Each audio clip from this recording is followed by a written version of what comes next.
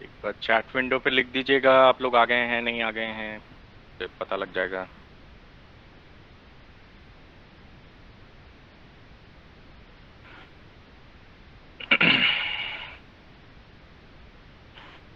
Okay, very good.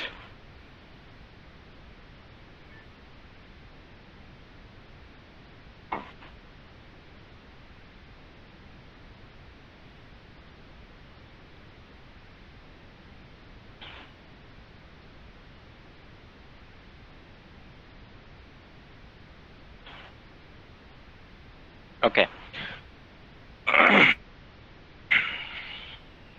fine. So, the guys who are exclusively for this webinar, मैं नाम बता देता हूँ। पूनम जी, पंकज झा, अभिषेक, Prabhakar, Pankaj Kaushik, Umesh, Ninad, Kumar Saurabh, Sanjay is not in the class, Kartik. Okay, these guys जिनका मैंने अभी अभी नाम लिया। Guys, all of you have an option to leave the training if you are not finding it useful and interesting. ठीक है, आपके पास ऑप्शन है, आप इस समय पे आप इस ट्रेनिंग को छोड़ सकते हैं। ओके, और आपने जो फी पे किया है इस ट्रेनिंग के लिए, हम आपको वो फी आज शाम तक रिफंड कर देंगे। जस्ट इन केस अगर आपको ये ट्रेनिंग यूजफुल नहीं लग रही है, आपके पास अभी भी मौका है, आप इस ट्रेनिंग को छोड़ सकते हैं। ठीक है, अगर आप में से कोई भी इस ट्रेनिंग को छोड़ना चाहता है, जिनका कि मैंने नाम लिया है, वो इस ट्रेनिंग को छोड़ सकते हैं अगर आपको ये यूजफुल नहीं लग रहा है, और आपका जो आपने फी पे किया है वो आज शाम तक आपको रिफंड कर दिया जाएगा।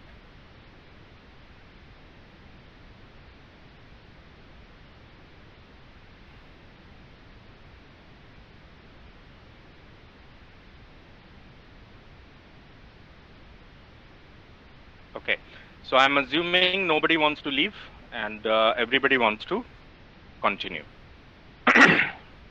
ओके, तो आगे बढ़ते हैं फ्रेंड्स। एक बारी क्विकली रिवाइज कर लेते हैं, उमेश जी ने बोला था।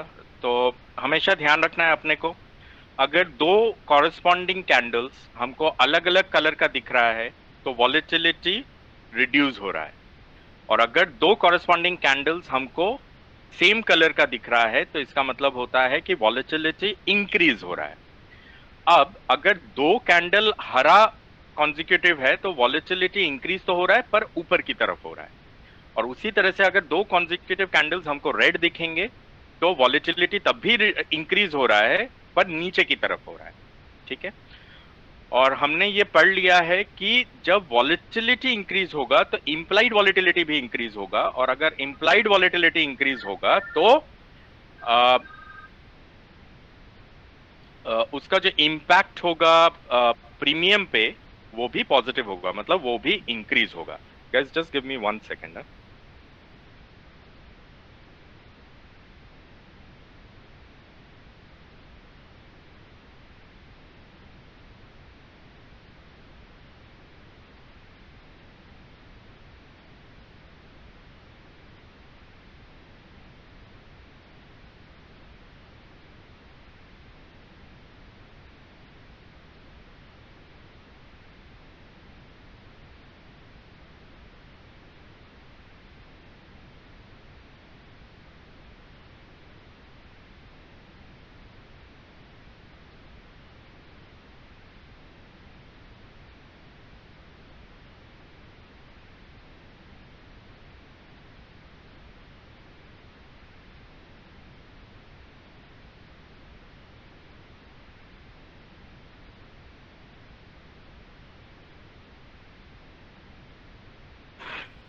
Apologies guys.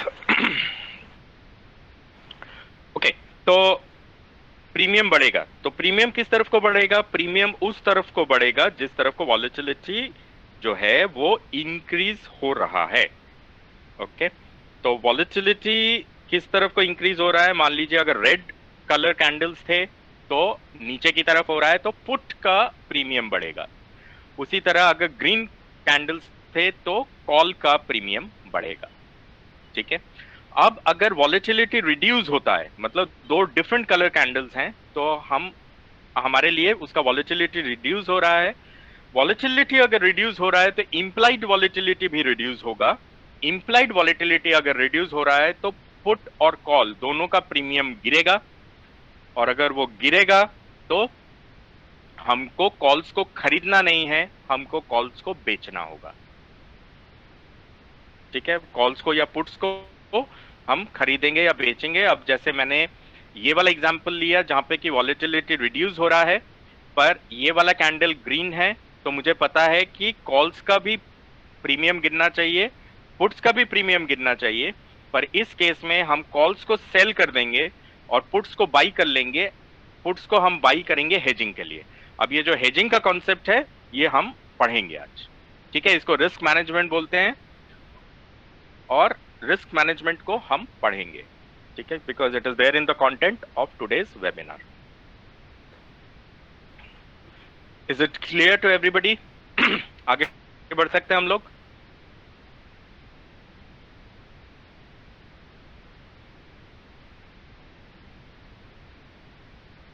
चलिए, बहुत बढ़िया। अब मुझे बताइए, दो तरीके से ऑप्शंस को ट्रेड किया जा सकता है, वी नो, राइट। ऑप्शंस का जो ट्रेडिंग है that can be done by two methods. One is buying and second is selling, okay. Now आप या तो ऑप्शंस को बाई कर सकते हो या फिर आप ऑप्शंस को सेल भी कर सकते हो, देयर इज नो प्रॉब्लम, ठीक है। हमेशा ध्यान रखिएगा कि बाइंग में जो रिस्क होता है वो लिमिटेड होता है, so the risk is limited, ठीक है। वेयर एज जो सेलिंग करते हैं ऑप्शंस में, उसमें जो होता है उसमें रिस्क इज अनलिमिटेड, ठीक है। इसको क्विकली समझ लीजिए कि इसका मतलब क्या है। इसका मतलब यह होता है कि मान लीजिए आप किसी भी ऑप्शन को बाई कर रहे हो और आपका बाई प्राइस 4 रुपए का है पर शेयर, पर इंस्ट्रूमेंट। अगर आपका बाइंग प्राइस 4 रुपए का है तो मैक्सिमम जो रिड्यूस हो सकता है वो 0 पे रिड्यूस हो सकता है, मतलब वो 4 रुपए से 0 रुपीस पे आ सकता है। वेयर एज अगर आप किसी ऑप्शन को मान लीजिए 4 रुपए पे सेल कर रहे हो, ठीक है, तो आपको यह ध्यान रखना होगा कि इसमें रिस्क जो होता है वो अनलिमिटेड होता है। मतलब यह है कि 4 रुपए पे बेचा है, इसका प्राइस 400 रुपए भी हो सकता है और 4000 रुपए भी जा सकता है, ठीक है। तो आपको यह ध्यान में रखना है कि अगर आप ऑप्शंस को बेच रहे हो तो आपके लिए रिस्क अनलिमिटेड है कि 4 रुपए पे बेचा तो वो 4000 क्या 4 लाख भी जा सकता है। पर अगर आपने ऑप्शन को 4 रुपए में खरीदा तो ज्यादा से ज्यादा जो ऑप्शन है वो 0 रुपीस तक जा सकता है, उसके नीचे नहीं गिर सकता है, ठीक है। इस वजह से कहा जाता है कि बाइंग में जो रिस्क होता है वो लिमिटेड होता है और सेलिंग में जो रिस्क होता है वो अनलिमिटेड होता है। तो गाइस, आपको ये दोनों ही तरीके सीखना है, ठीक है। मार्केट में लोग अजीब अजीब सी बातें करते हैं, ठीक है। वो उसमें से एक बात है वो मैं आपको बता देता हूं कि जो सेल करते हैं वो प्रॉफिटेबल होते हैं, जो बाई करते हैं उनको हमेशा नुकसान हो जाता है। सुना है ये सब मार्केट में?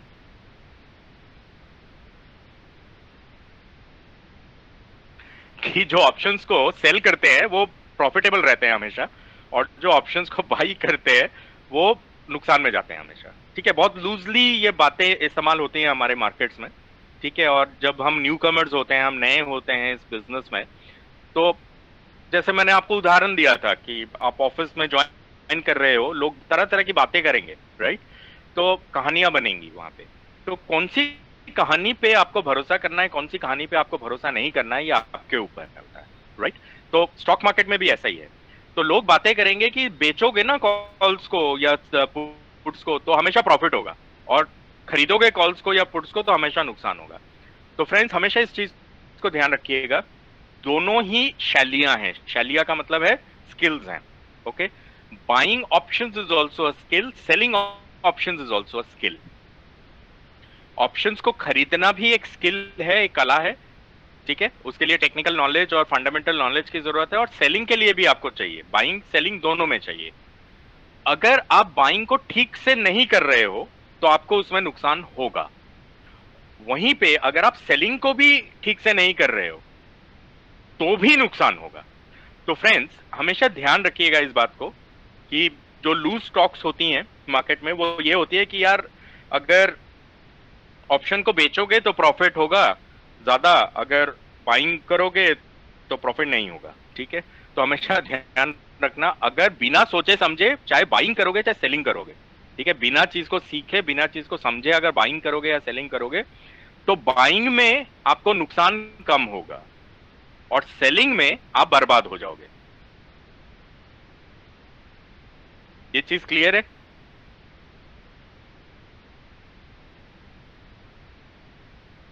अगर बिना समझे बिना प्रॉपर फंडामेंटल और टेक्निकल एनालिसिस किए अगर आप बाइंग कर रहे हो तो फिर भी आप बच जाओगे, मतलब आपका जो रिस्क है वो लिमिटेड है।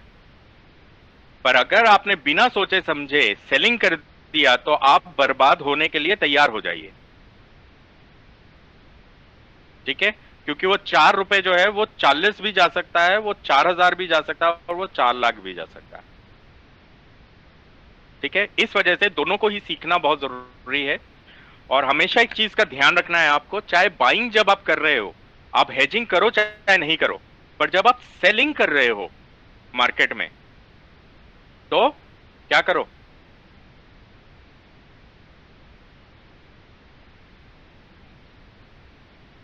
ऑलवेज हेज योर पोजीशन, ठीक है। ऑलवेज, विदाउट हेजिंग सेलिंग नहीं करना है, ठीक है। आई डोंट नो अगर आपको ये बातें बेवकूफी भरी लग रही है, पर ये ही चीजें हैं जो प्रैक्टिकली मार्केट में आपको सक्सेसफुल बनाने वाली हैं, ठीक है। आप कुछ भी करो ऑप्शंस में, आप चाहे बाइंग करो आप चाहे सेलिंग करो, ठीक से करोगे दोनों में प्रॉफिट होगा, कोई इशू नहीं है। इसमें बल्कि प्रॉफिट भी ज्यादा होगा क्योंकि इसमें जो रिस्क लिमिटेड होता है पर इसमें प्रॉफिट अनलिमिटेड होता है।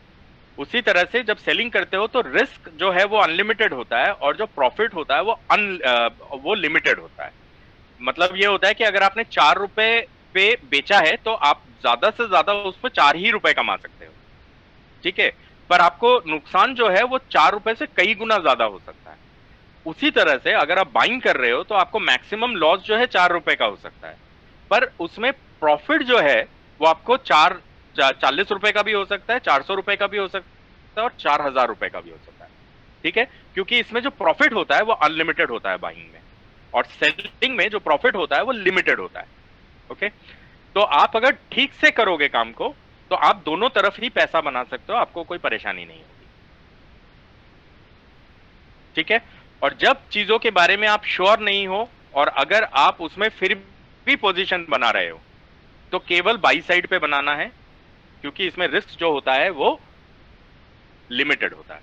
और जब भी आप सेलिंग कर रहे हैं ऑप्शंस की, हमेशा ध्यान रखिए कि आपको उस पोजीशन को हेज करना ही करना है। बिना हेजिंग के आप कोई भी मार्केट में सेल पोजीशन को खुला हुआ नहीं छोड़ोगे, इस बात को आपने गांठ बांध लेना है, ठीक है।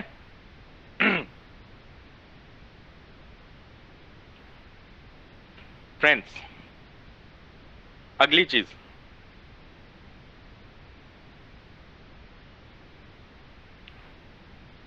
क्या टारगेट है हमारा, क्या बोला था मैंने, इस मार्केट से क्या कर सकते हैं हम,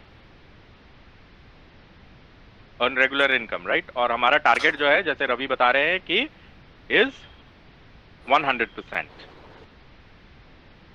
ठीक है, 100% return month on month minimum, ठीक है।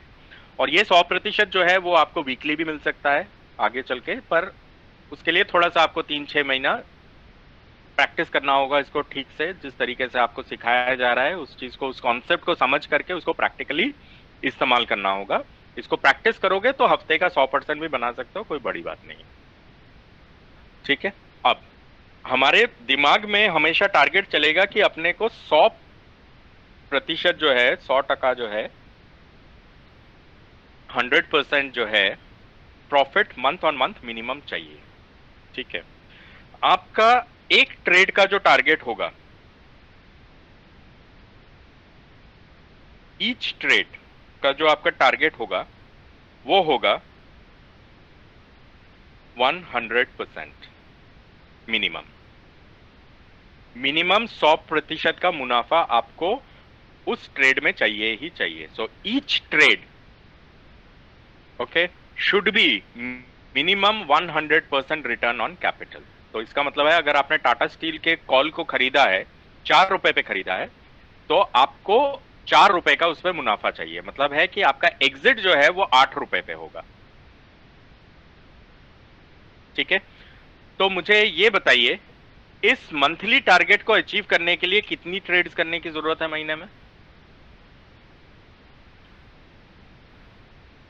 ठीक है, एक। आप पहले महीने में 2 ट्रेड करोगे। ठीक है। ये मैं आपको पैटर्न बता दे रहा हूं आपकी हेल्प करने के लिए। ठीक है, बाकी आपकी मर्जी है, आप जिस तरीके से भी करना चाहे, पर आप कुछ इस तरीके से अगर आप करोगे तो आपको फायदा होगा और आप प्रॉफिटेबल बने रहोगे। आपको शुरुआती दौर में दिक्कत नहीं होगी और धीरे धीरे करके तो एनीवेज आपको एक्सपीरियंस हो जाएगा। तो आप किसी भी तरीके से जो भी आपको मोस्ट सुटेबल तरीका लगे उससे आप ट्रेड कर सकते हो। पर शुरुआती दौर में एटलीस्ट पहले 2-3 महीने तक आप केवल और केवल ऑप्शंस बाइंग करोगे। ठीक है। हो सकता है कुछ लोगों को मेरी बातें बेवकूफी वाली लग रही हो, क्योंकि मार्केट में ये कहते हैं कि बाइंग करते हो तो नुकसान हो जाता है, राइट? पर उसमें रिस्क अनलिमिटेड होता है। शुरुआती दौर में गलती होने के चांसेस है, अगर गलती हो भी गई ज्यादा से ज्यादा क्या जाएगा, जितना पैसा लगाया है मैक्सिमम उतना डूब जाएगा, उससे ज्यादा नहीं डूबेगा। पर अगर सेल साइड में गलती हो गई तो पूरा अकाउंट खाली हो जाएगा, जो भी पैसा रखा हुआ है अकाउंट में सब चला जाएगा। ठीक है, इसलिए बोल रहा हूँ। ठीक है, क्योंकि आपको दोनों ही चीजें सिखा दी जाएंगी तो आपको दोनों ही तरफ से ट्रेड लेना आना होगा, आता होगा। तो आप शुरुआती एटलीस्ट 2 महीने तक आप केवल ऑप्शंस बाइंग करना है। आप ऑप्शन सेलिंग में नहीं घुसोगे। ऑप्शन सेलिंग जो है वो बड़े बड़े अंडरराइटर्स करते हैं, पहले आप उनको सीखो, उनको देखो, उनको फॉलो करना सीखो मार्केट में, प्रैक्टिकली लाइव। ओके। और शुरुआती दौर में आप केवल बाई करोगे। बाई करने पे आपका जो रिस्क है वो लिमिटेड रहेगा। तीसरे महीने से आप सेलिंग भी कर सकते हो।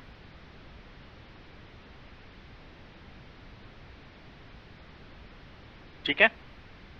और जैसा मैंने कहा कि डेरिवेटिव्स मार्केट से ज्यादा रिस्की कोई मार्केट नहीं है। कैश मार्केट बहुत आसान होती है।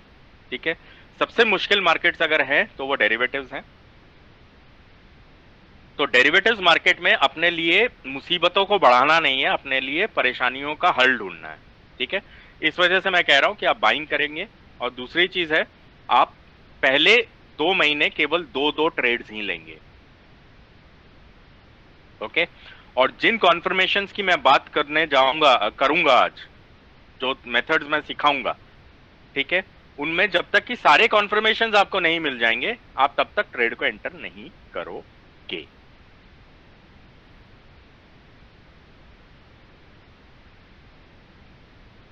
Okay, fine. अब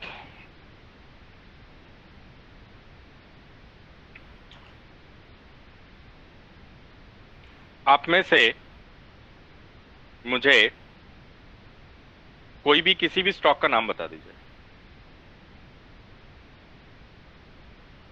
जो भी आपको पसंद हो वो बता दीजिए। Reliance, Umesh. Reliance, okay, very good, बहुत बढ़िया। देखते हैं रिलायंस।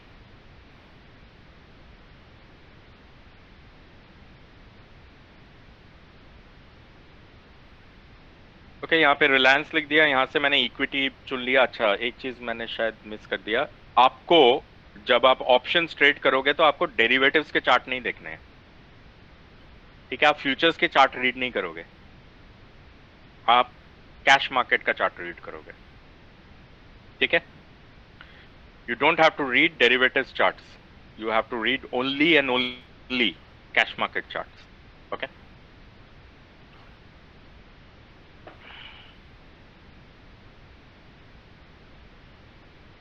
अब मैं क्या कर रहा हूं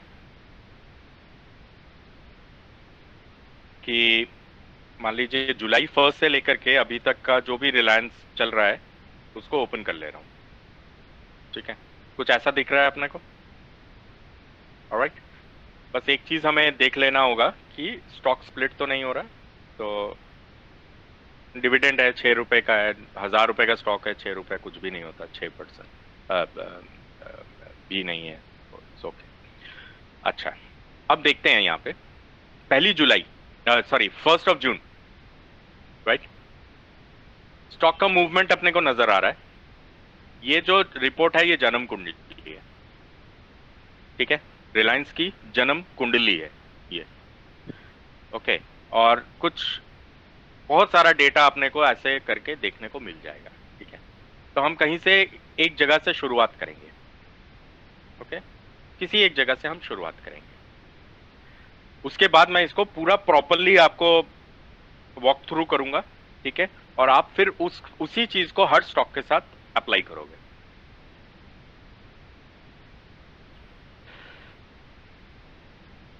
इस डेटा को रीड कर रहे हैं, ठीक है? I am trying to read this data. आपको ये वाली जगह दिख रही है एक?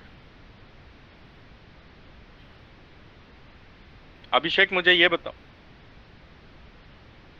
14 जून को यहाँ पे ये डिलीवरेबल क्वांटिटी में कितना वॉल्यूम दिख रहा है? It's 22,18,107. Very good. तो 22 लाख का वॉल्यूम है रफली। उसके नेक्स्ट डे पे ये कितना वॉल्यूम दिखा रहा है? 63,85, almost 64. Almost 64 lakh. 64 lakhs. Yeah, ये इसका रफली कितना टाइम्स होगा? 3 times. 3 times, right? 3 गुना वॉल्यूम बढ़ गया है। यहाँ पे भी देखिए, अगर ऑलमोस्ट 3 गुना वॉल्यूम बढ़ रहा है, राइट? ऐसा नहीं लगता कुछ हुआ है यहाँ पे, है ना? कुछ तो हुआ होगा इस वाली जगह पे, समथिंग वुड हैव हैपेंड, ठीक है? अब देखते हैं, जब ये हुआ तो प्राइस पे इसका इंपैक्ट क्या पड़ा, क्या लग रहा है? ये लास्ट प्राइस को देखेंगे हम, ठीक है? क्लोज प्राइस तो कैलकुलेटेड प्राइस होता है, तो हम लास्ट प्राइस को देखेंगे। जब 22 लाख का था तो प्राइस 1007 रुपीज का था। जब ये वॉल्यूम बढ़ा तो प्राइस पे क्या इंपैक्ट पड़ा?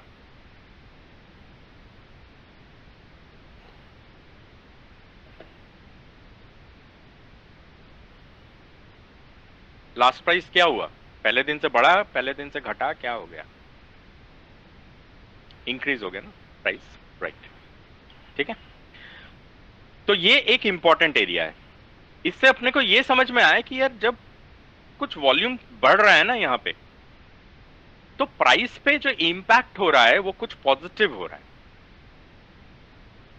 ठीक है? कुछ पॉजिटिव सा इंपैक्ट हो रहा है यहाँ। ऑलराइट, तो समझ गए अब इस चीज को हम। अब मुझे ये बताइए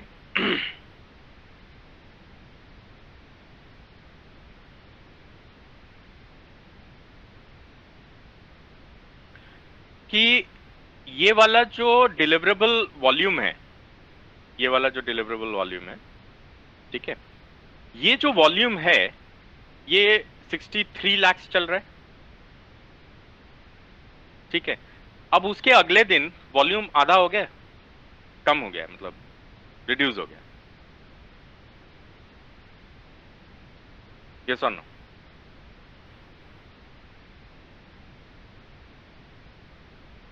यहां पे प्राइस पे क्या इंपैक्ट हुआ? ये 1012 रुपए 45 पैसे था, मतलब 1012 रुपीज 45 पैसा। यहां पे क्या हुआ, इंक्रीज हो गया फिर। अब वॉल्यूम गिरा है, वॉल्यूम गिरा है मतलब अगर ये प्राइस ऊपर जा रहा है दिखा रहा है तो इसका मतलब है कि डिमांड है। ठीक है, इसका मतलब ये है कि डिमांड आ रहा है रिलायंस में। इसमें देखिए एक डिमांड आ रहा है रिलायंस के अंदर।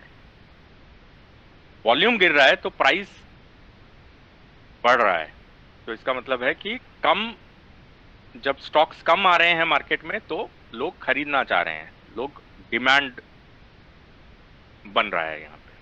ओके, अब अपने को समझ में आ गया कि डिमांड, जब भी इसमें वॉल्यूम बढ़ रहा है, अगर ये वॉल्यूम बढ़ेगा तो प्राइस जो है वो ऊपर जाना चाहिए। ठीक है, मतलब जब भी एक ब्रेकआउट होगा तो वॉल्यूम प्राइस जो है वो ऊपर की तरफ मूव करना चाहिए। ठीक है, अब ये वाली जगह हमने मार्क कर ली, मान लीजिए। अब यहां पे हमको ये चीज समझ में आ गई है। ठीक है, अब डेटा को पढ़ना शुरू करते हैं फिर दोबारा।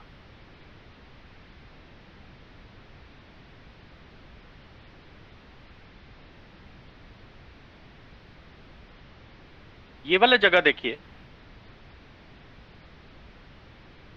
Is the deliverable quantity again three times, मतलब एक बड़ा ब्रेकआउट है, सब मानते हो अभिषेक? Yes. ठीक है, एक ब्रेकआउट हुआ, ब्रेकआउट हुआ प्राइस कहां पे, 964.50 पे। हमने क्या देखा था कि वॉल्यूम आता है तो प्राइस बढ़ता है, राइट? एक डिमांड आती है, 964 पे है ये प्राइस। अगले दिन वॉल्यूम गिरा है,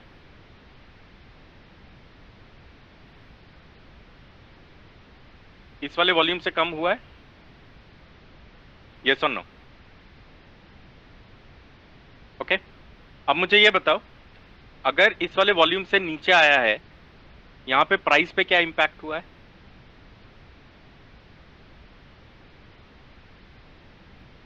प्राइस इंक्रीज हो रहा है, मतलब डिमांड आ रही है। अब अगर डिमांड आ रही है तो हमारा जो हाइपोथेसिस हमने मार्क करके रखा था कि वॉल्यूम आता है तो प्राइस बढ़ता है, ठीक है, वो कुछ कुछ करेक्ट होने लगा है, यस और नो? ठीक है, अब देखो, ये ओपन प्राइस है, ये वाला जो कॉलम है ये ओपन प्राइस का कॉलम है। अब देखो यहां पे अपने को क्लियर हुआ था ये चीज, इसकी ओपनिंग जो हुई अगले दिन रिलायंस की, वो पिछले दिन के हाई के ऊपर हुई है।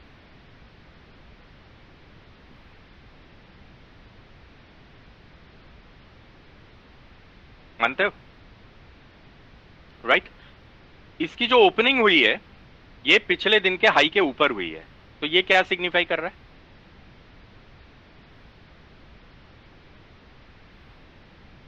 Bullish. लेमैन पर्सपेक्टिव में it is bullish, right? It's strong, that is why it is gapping up, correct? It is gapping up, right? इसके बाद प्राइस कहां चला गया? Can you look at the price? हम 1000 लेवल्स की बात कर रहे थे, ये कहां ट्रेड कर रहा है? 1130 के लेवल पे कर रहा है। कितना बड़ा मूवमेंट है ये?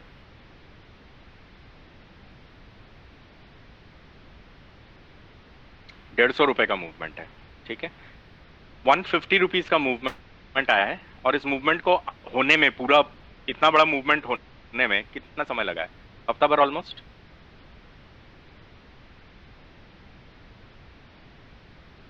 राइट, 9 जुलाई से लेके 20 जुलाई के अंदर प्राइस जो है वो ₹150 ब्रेकआउट होकर के ऊपर चला गया।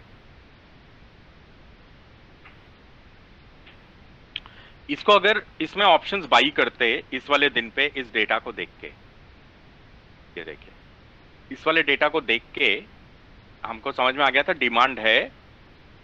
अब मार्केट स्टॉक हमको बताएगा कि इसमें सेलर्स हैं या बायर्स हैं। ठीक है, इस दिन ये बता रहा है कि मुझ में बायर्स बहुत ज्यादा हैं, क्योंकि देखो क्लोजिंग हुआ 977, 10 रुपए उछल के 1% उछल के खुला है, जो कि इस हाई के भी ऊपर खुला है इस वाली जगह पे। अगर इस एरिया में हमने कॉल्स खरीदे होते तो आपको लगता है कि 100% रिटर्न ऑन कैपिटल बनाना मुश्किल था? 6 जुलाई, ठीक है। हमारा रेफरेंस था यहाँ पे, इस दिन का हाई था 1011। 1011 मतलब इसके ऊपर का जो कॉल हुआ वो हुआ 1020, सॉरी 63 यहाँ पे हुआ था ना ब्रेकआउट, यहाँ पे हुआ था ना, तो 1023 का लेवल है, तो इसके ऊपर 1040। ठीक है, अभी आप परेशान ना हो, अभी बस मैं आपको ट्रेनिंग ऑफ आइज करा रहा हूँ। ठीक है, अभी इस चीज को बहुत रिपीट करना है हमें। हिस्टोरिकल डेटा देख रहा हूं मैं, stock options, symbol Reliance, year 2018, expiry July, option type call, और यहां से मैंने देखा 1040, मान लीजिए 30 डेज का डेटा। 1040 मैंने ऐसे उठाया कि यहाँ पे जब ब्रेकआउट हुआ था इस वाले एरिया में, ये वाली एरिया में, तो जो हाई था वो 1023.50 था। इसके ऊपर का जो लेवल है कॉल्स का वो है 1040 का।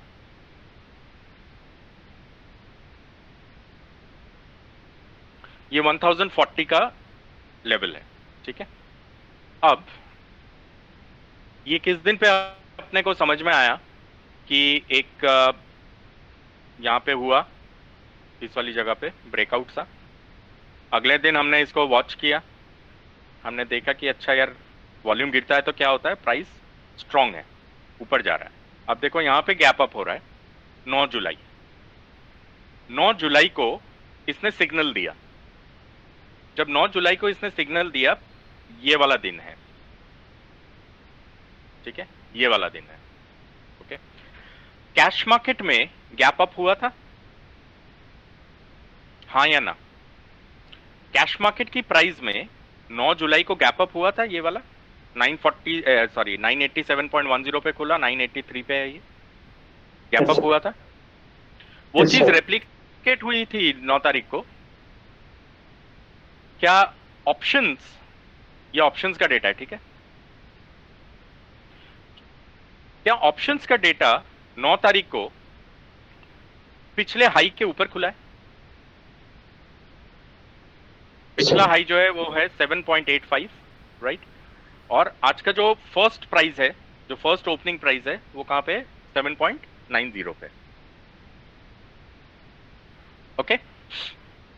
नाउ आफ्टर दैट, जब ये 7.90 पे है इस वाली जगह पे, मैं मान लेता हूं कि क्योंकि ये स्ट्रॉन्ग खुला, ओके, और स्ट्रॉन्ग रहा, आपने मान लीजिए इस क्लोज प्राइस को या लास्ट ट्रेडिंग प्राइस को खरीद लिया, मतलब 9 साढ़े 9 रुपए के आसपास खरीद लिया।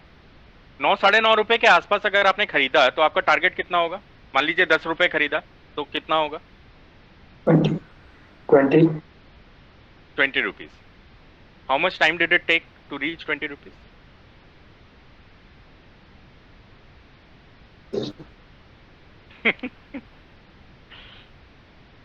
ठीक है, 2 दिन लगा। प्रॉफिट कितना? 100%. 100%, right. Difficult?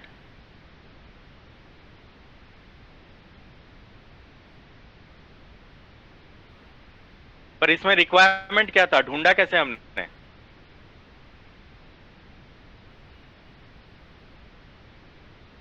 What you need to know?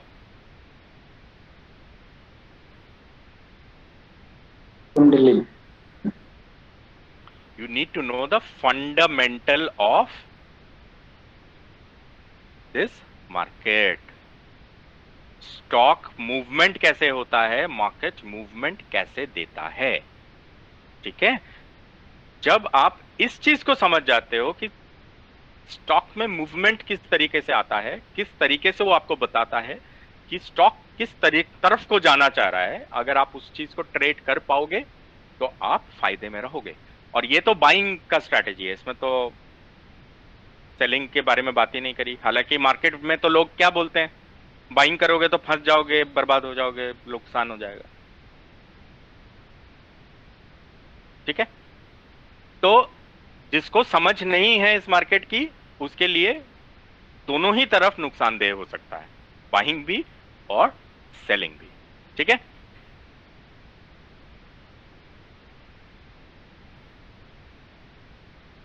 बहुत ज्यादा हैवी तो नहीं लग रहा है।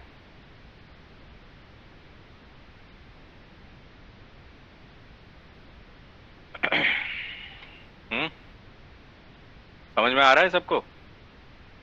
हाँ, अभी एग्जांपल्स और लेंगे, अभी हमें डिलीवरी वॉल्यूम को भी थोड़ा समझना है। और ठीक है, उससे पहले मैं आपको एक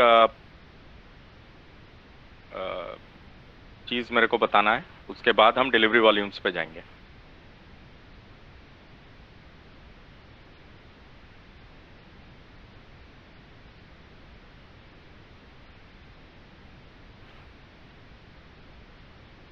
कभी इस तरह की का आप लोग तो किताब विताब पढ़े होंगे और वीडियो वीडियो भी देखे होंगे। ठीक है, लोग ऐसा कुछ फॉर्मेट की बात करते हैं, ऐसे ट्रेंड्स की बात करते हैं लोग।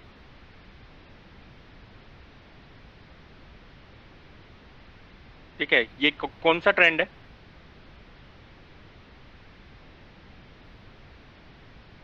अप ट्रेंड है।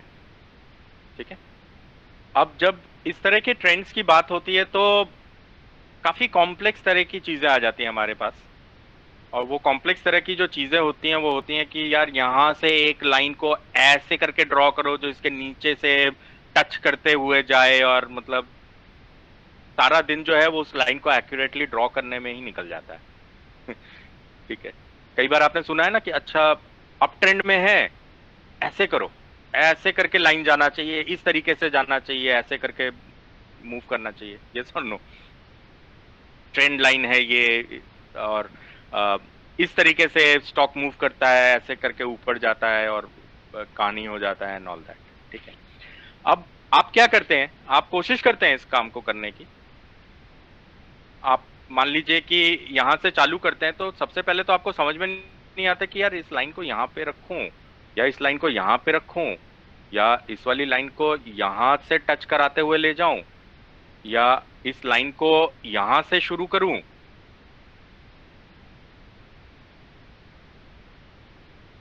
कि इस लाइन को यहां से शुरू करके ऐसे करके लेके जाऊं, या इसको करेक्टली ड्रॉ करने का तरीका होगा कि इस लाइन को यहां से लेके जाऊं और इस वाली बॉटम पे टच कराऊं।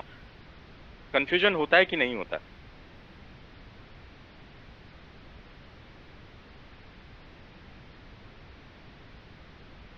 है ना, बहुत दिक्कत होता है, मतलब मुझे हुआ है बहुत। तो इसीलिए मैं I can empathize with everybody कि ये सब जो लाइन ज्योमेट्रिकल जो तरीके हैं, ठीक है, बहुत एक्सपीरियंस चाहिए इसके लिए, बहुत ज्यादा। ठीक है, तो अब मैं अगर इस मार्केट में काम करना चाहता हूं और मेरे पास इतना एक्सपीरियंस नहीं है तो दिक्कत होगी ना बहुत ज्यादा। कहाँ से लाइन को ड्रॉ करूं, किधर, अब समझ में ये भी नहीं आता, क्योंकि साथ में लोग ये भी बोल देते हैं कि यार इसको भी रखना है, ठीक है, यहाँ यहाँ से भी एक लाइन चलेगा और इसको यहाँ पे टच करा देना। या फिर कंफ्यूज हो जाते हैं हम, यार लाइन को ऐसे करके ऐसे ड्रॉ तो नहीं करना था कहीं। समझ रहे हो, हो जाता है ना कंफ्यूजन कि यहीं से गिरेगा, राइट। तो full of confusions, right, full of confusions कि इस ज्योमेट्रिकल लाइन को मैं किस तरीके से ड्रॉ करूं, कहां पे टच करूं, कौन सी जगह से इस लाइन को निकालूं, और उसी में जो है अपना जो वैल्यूएबल ट्रेडिंग टाइम है वो सारा निकल जाता है इन लाइनों को ड्रॉ करते करते। ठीक है, और फाइनली हाथ लगता है या तो लॉस या फिर नो ट्रेड्स। ठीक है, पर ये जो मैंने पैटर्न ड्रॉ किया है। Okay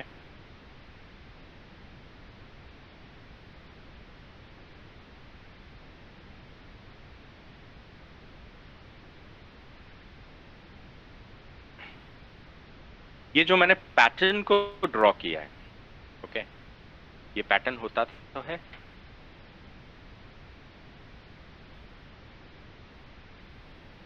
this pattern very much exists.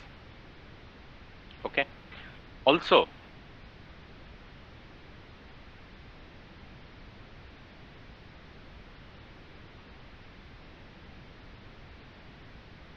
this sort of a pattern also exists.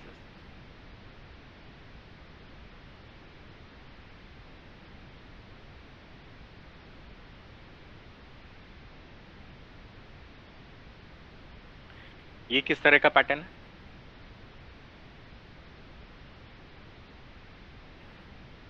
Down trend, it's a down trend, it's a bearish. अब इसमें किसी भी तरह से लाइन खींचने की कोशिश कर लो, वो लाइन कभी एक छोर से दूसरे छोर पे मिलेगी नहीं।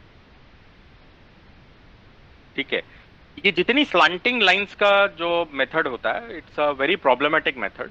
ओके, वो कभी कभी काम करेगा, कभी कभी नहीं करेगा। अगर किसी में काम कर गया तो आप खुशकिस्मत है, किसी में नहीं किया तो आप बदकिस्मत है, यू आर अनलकी। ठीक है,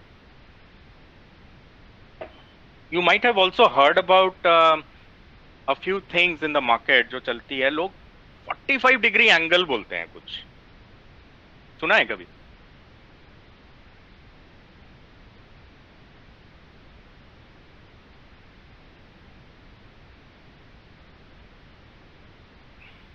ठीक है, लोग 45 डिग्री एंगल की बात करते हैं कि सुबह उठो, नहा धो के टर्मिनल के आगे बैठो और ऐसा स्टॉक ढूंढो जिसमें कि 45 डिग्री का एंगल बन रहा हो। ठीक है, हम मान लीजिए कि किसी दिन किस्मत अच्छी है, ओके 45 डिग्री का एक स्टॉक मिल भी गया, ओके आप जैसे ही उसको बाई पोजीशन में एंटर करते हो वहीं से गिर जाता है नीचे। ठीक है, तो होता है, अक्सर होता है। ठीक है, 45 राइट, तो 45 डिग्री पॉजिटिव है या 45 डिग्री मतलब ऐसा भी हो सकता है ना, इस टाइप का।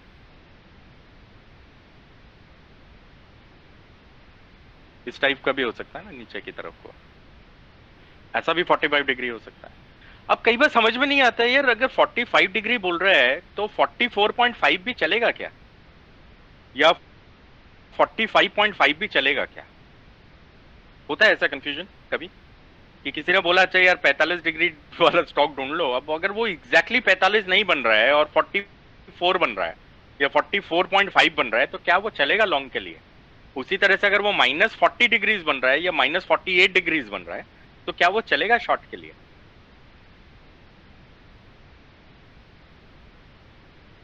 होता है ना प्रॉब्लम, कंफ्यूजन, इश्यूज, राइट? तो फ्रेंड्स, इस कंफ्यूजन को सबसे पहले हमें, जिसको बोलते हैं ना, खिड़की से बाहर फेंकना है। ठीक है, जियोमेट्रिकल तरीके जो होते हैं, ठीक है, जियोमेट्रिकल तरीकों को आप इस्तेमाल करेंगे लॉन्ग टर्म पे, और लॉन्ग टर्म का डेफिनेशन यहाँ पे जो होगा वो होगा एटलीस्ट जो चार्ट आप इस्तेमाल कर रहे हो वो मंथली होना चाहिए, डेली नहीं होना चाहिए। ठीक है, आवरली तो बिल्कुल नहीं होना चाहिए, 5 मिनट्स पे तो एकदम ही नहीं होना चाहिए इंट्राडे अगर कर रहे हो। ठीक है, तो ये जो जियोमेट्रिकल एंगल, गैन्स एटसेट्रा, ये सब जो तरीके हैं, ठीक है, इनको इस्तेमाल करने का जो तरीका होता है वो होता है लॉन्ग टर्म्स पे। ओके, और उसका एक बहुत जरूरी एक, व्हाई डू आई से दिस, उसका मतलब I did a research when I was in Indian school of statistics Bangalore में। तो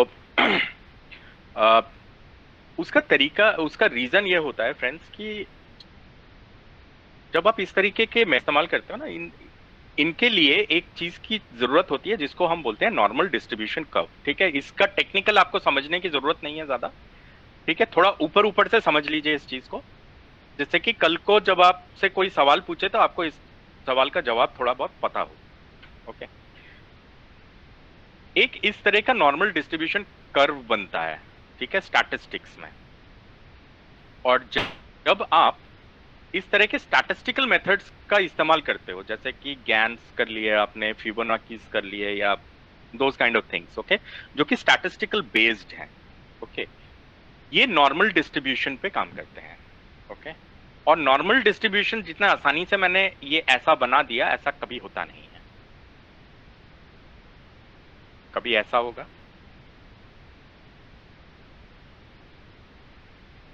कभी शायद ऐसा होगा,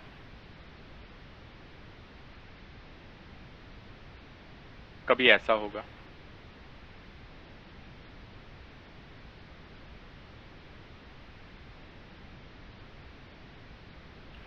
कभी शायद ऐसा होगा, ठीक है। कंफ्यूजन देख रहे हो कितना ज्यादा है। तो अगर तो आपने स्टैटिस्टिक्स को अच्छे से पढ़ा हुआ है and you understand statistics, okay, you are able to do P test, I test, C test, इस तरह के जो टेस्ट होते हैं जो स्टैटिस्टिक्स में इस्तेमाल किए जाते हैं, ठीक है, या फिर जो सिक्स सिग्मा में लोगों को पढ़ाया जाता है, ओके। अगर तो वो सब आता है आपको, तो उस सब चीजों में पढ़िए,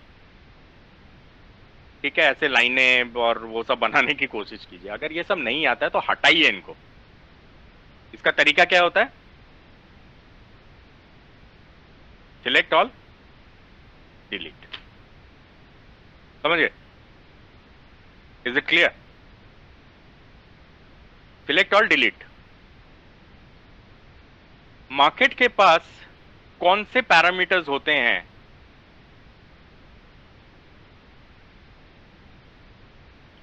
जिसके बेसिस पे कि डिसीजन को बनाया जा सकता है? Number 1, price. Number 2, volume. And number 3, deliverable quantity. आपको चौथी चीज की जरूरत नहीं है। ये 3 चीजें आपको चाहिए आपको ट्रेड करने के लिए: प्राइस, वॉल्यूम, डिलीवरेबल क्वांटिटी। अगर ये सब नहीं आता है, पढ़ाई नहीं किया है, स्टैटिस्टिक्स नहीं किया है, जिसने किया है उसके लिए भी मुश्किल है, ठीक है, ऐसा नहीं है कि उसके लिए हलवा है, पर नहीं आ रहा है ये समझ में, क्या करना है? Select all, delete. डिलीट। ठीक है, जो चीज समझ में आती है वो है प्राइस कहां पे चल रहा है, भाव क्या है, कितना वॉल्यूम आ रहा है, और कितनी डिलीवरेबल क्वांटिटी बन रही है। ठीक है, अब प्राइस तो सबको पता है, भाव तो एवरीबॉडी नोज कि कैंडल पे दिखता है। वॉल्यूम सबको पता है कि नीचे बार्स पे दिखता है। ये एक चीज है जो कि एंड ऑफ द डे में ही आती है हमारे पास, तो इसको थोड़ा सा समझ लेंगे अभी। ठीक है, कि ये डिलीवरेबल क्वांटिटी क्या चीज होती है, और ऐसा क्या चमत्कार था यहां पे कि रिलायंस में पता चल गया था कि ब्रेकआउट हो रहा है और अपने को इस वाली जगह पे एक 100% रिटर्न ऑन कैपिटल की ऑप्शंस बाइंग ट्रेड मिल सकती है। ठीक है, तो उसके लिए थोड़ा सा इसको समझ लेते हैं डिलीवरेबल क्वांटिटी, और ये एटलीस्ट इनसे बहुत आसान होने वाला है। ठीक है, क्योंकि उसमें हमको बस ये समझना है ये नंबर आता कहां से है। ठीक है, जैसे हम उसको समझ जाएंगे the things would be absolutely clear. ठीक है, तो guys I just take 5 minutes breather. ठीक है, 5 मिनट मुझे दीजिएगा। 11:15 बजे वी विल रीस्टार्ट, और फिर हम समझते हैं डिलीवरेबल क्वांटिटी। अपने कंप्यूटर्स को ऐसे ही छोड़ दीजिएगा, लॉग आउट करने की कोई जरूरत नहीं है।